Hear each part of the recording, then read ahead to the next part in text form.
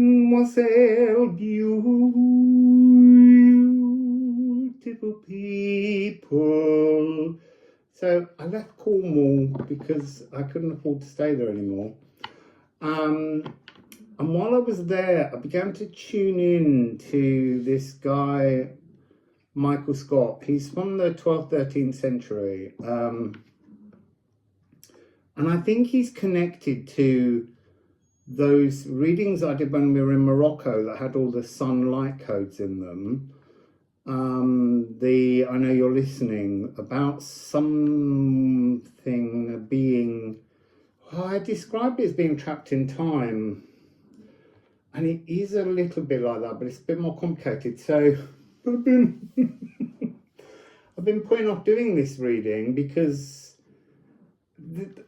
while I was in Cornwall, there was all this stuff about clickbait and the kind of titles. And what I'm going to share with you today is really truly only for some people, because most people's minds are not ready to do what I'm going to suggest we're being asked to do.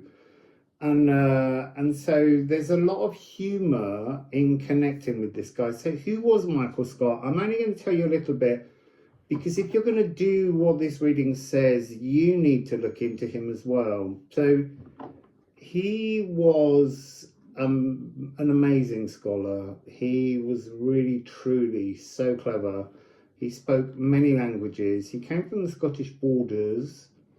He was educated at Durham for a bit early, then Oxford, and then he went to Paris, university there, where he started teaching, and then he went to Italy and was a teacher there, and he was the teacher of Fibonacci, and Fibonacci dedicated the second edition of his book to Michael Scott, and he was an astronomer, astrologer, alchemist, and wizard.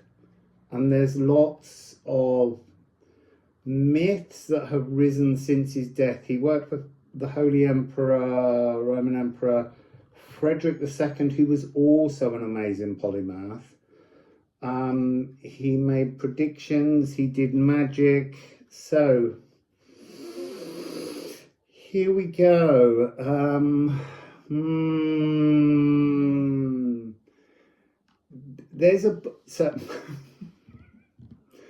I'm told by him that there is a lost book of prophecies by him. It's probably in Palermo, somewhere in Sicily, and will be found. The only thing is, this is so weird, it hasn't been finished being written in our timeline. So in those readings, I know you're listening, we discussed the amber ray, and there's something to do with the amber ray being some kind of time bridge. And these sun codes that were flashing through. So look, this is what he wants us to do.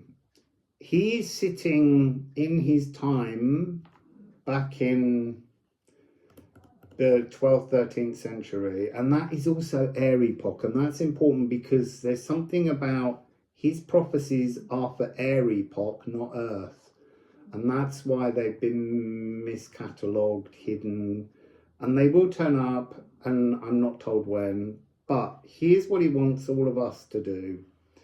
He wants us to talk to him through our higher divine self, to communicate stories of actual events in this current timeline that have happened. And you can pick anything anywhere in the world, but he needs the messages to write these prophecies down. So, like you could talk about the fact that in English history at some point we got rid of Catholicism during Henry VIII's time, and we developed Protestantism, because that would be a good story for his prophecies, because that would just be 200-300 years after his life, so early ones. But they also want ones that go right up to now. And then I'm told that another version of us in future timelines, or our divine self, it's all still very vague, is going to provide future prophecies from where we are now in this current timeline. And then he will write them down and they will appear in this lost book. So this kind of clickbaity title that there is, are you one of the lost prophecies? Well, if you do your version of the exercise, and there's no rules, you do this how you want to do it, your knowledge that you will give to Michael Scott will be included. So the other thing I need to remind us all of is when I went to Delphi, do you remember I tuned into the Omphalos and I heard everyone inside there? That's exactly what this is. This is us being both behind the veil and in front of it. And this is where we're going to send messages behind the veil that are going to somehow be sent back in time via this amber ray energy. And that we are all the prophet, the muse, and he needs all of us to tell all kinds of different stories of historic events so that they can be included in his book of prophecies. So I'm going to see if he has any other message. I'm going to keep this really short if I can, because I don't want to make it too complicated. We'll talk about him more. But it's this notion that we are going to provide him with the historical events that will become his book of prophecy, the lost prophecies of Michael Scott. So Michael Scott, Wizard of the North,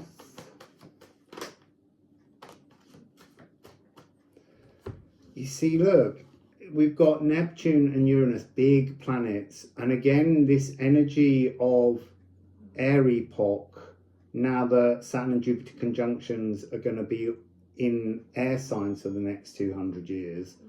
Well, that's interesting. So his prophecies are only going to run for 200 years past this point. That's interesting. So ancestral reverberations changing. We provide him with the material to transform ancestral reverberations through time with this amber ray energy. The glass harmonica is interesting because the glass harmonica was played with water in glasses, and the players eventually went mad because the frequency of it did something strange to their heads. It's also interesting, we've got 24, 23 going back in time to predict forwards in time. Inspirational mysticism, draining delusions, because if the book is found and it contains all of the stories that we're going to provide, then it becomes something that drains the delusions, because the prophecies become fact. You know, there is Nostradamus, there are many other prophets, but there's something in these that they're for this air epoch. Early music ensemble, very kind of medieval, where he's kind of holding open space to receive all these bits of information from us that he will scribe. I don't know if they're going to be poetic. There's a sense of runic symbolism. He also,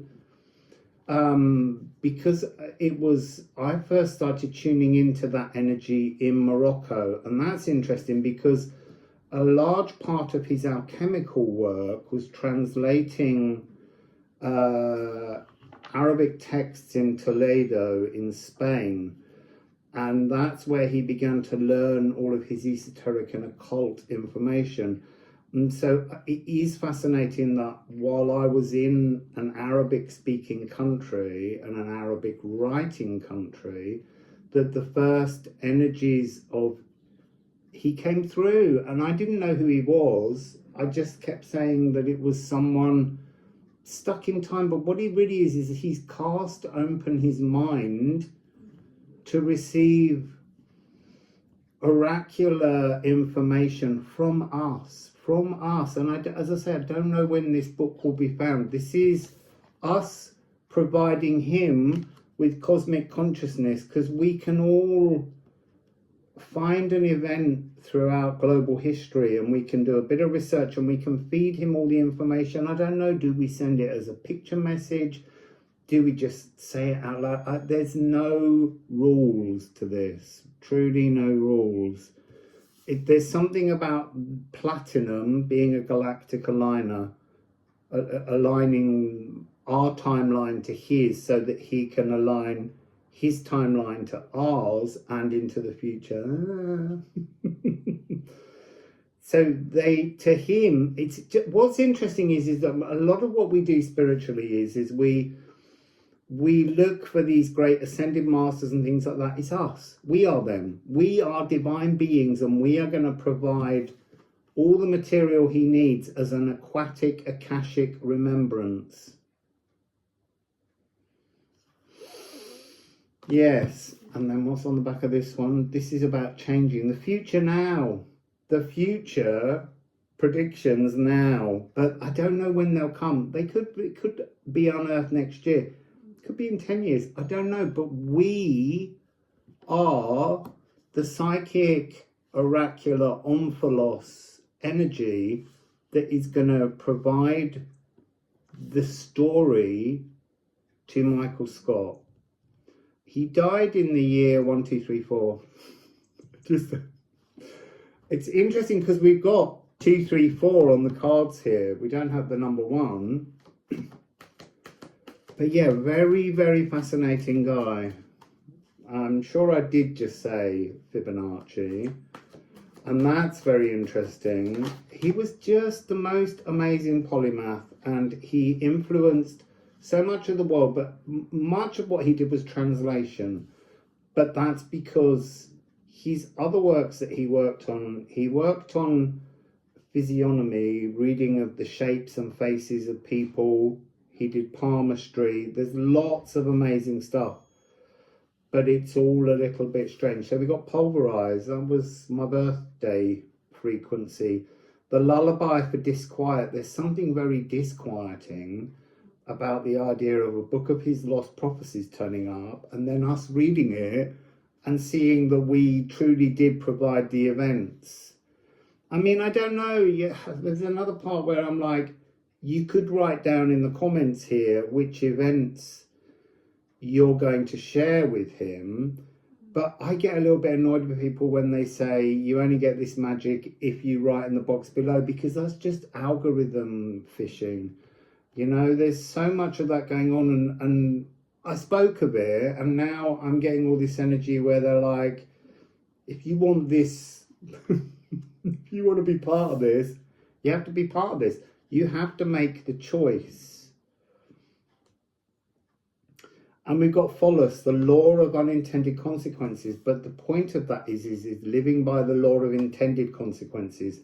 This is an intended consequence. This is something that we're participating in to reconstruct the pathway moving forwards. It's an active role that we can play in the future, while all we have to do is merely point out important events in the past, characters, anything that will help to show the changing, because that's really what this energy is, the changing fortunes of humanity and our divine selves, us in a future timeline, future life, will provide the other information, joining up the dots. It's completely fascinating. I felt a bit awkward when it started to come through, because I was like, I don't know what people will make of this. It's a big ask, but it's a personal ask. I don't need to know what you do with it.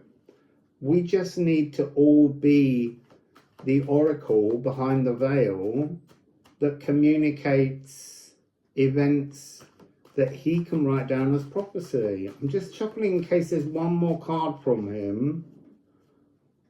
I want to say he's very funny. He has a real lightness of wit, and he likes to point out where we say one thing and mean another. Maybe that's how he's going to write the prophecies, say something and mean another, because that's very Nostradamus. I get the feeling his will be a little bit clearer. So, oh, look at that. 1441. That's been a number that follows me all the way. So, Sappho, being truly human, but using electrifying wordsmithery and sending that through our life force to him, and it becomes the mirror that he can then write. He can be expressive, he can be radiant, the sun, all those light codes that kept coming through with the amber ray, the pulsing of passions, a blazing core purpose that he has to complete this book so that it can be unearthed in our timeline. It's just, I'm completely fascinated by this narrative and this message that we are all part of this light we shine, laughter, vital direction, vocal aphrodisiacs. That's us to him. It's just amazing. It's solar plexus and throat chakra and consciousness. So it's an E major chord. That's really interesting. E major chord, E, G sharp, B, is a very martial, very bright, very sharp frequency, almost laser-like. So I don't know, it might help to settle into an E major chord to communicate with him. I don't know, maybe that's the key. The E major can move across the time bridges, because D major can't. D major is such a physically rich, loving, romantic, sensual key. This is really bright. This is kind of like you could fly a plane back in time to him. So it's just interesting. I just want to get one rune, because this morning they were quite clear that he knows the runic alphabet. Kanafa, blood-scented. Time to change the traditions. So it's almost like there's a frequency here where his prophecies are going to be nothing like the previous prophecies that have been unearthed. Remember, he was alive during the last air epoch. He is alive now in that air epoch, open to receive messages from, this will be very few of you, and that's not a spiritual egotism. It's just, this is an exercise that few will wrap their heads around or even want to believe in, but I trust that there's enough of you to give him enough material for his lost book, and then it'll be so exciting when it turns up and we can see just how we really did participate in the magic of its creation. So that's a message. Wassail.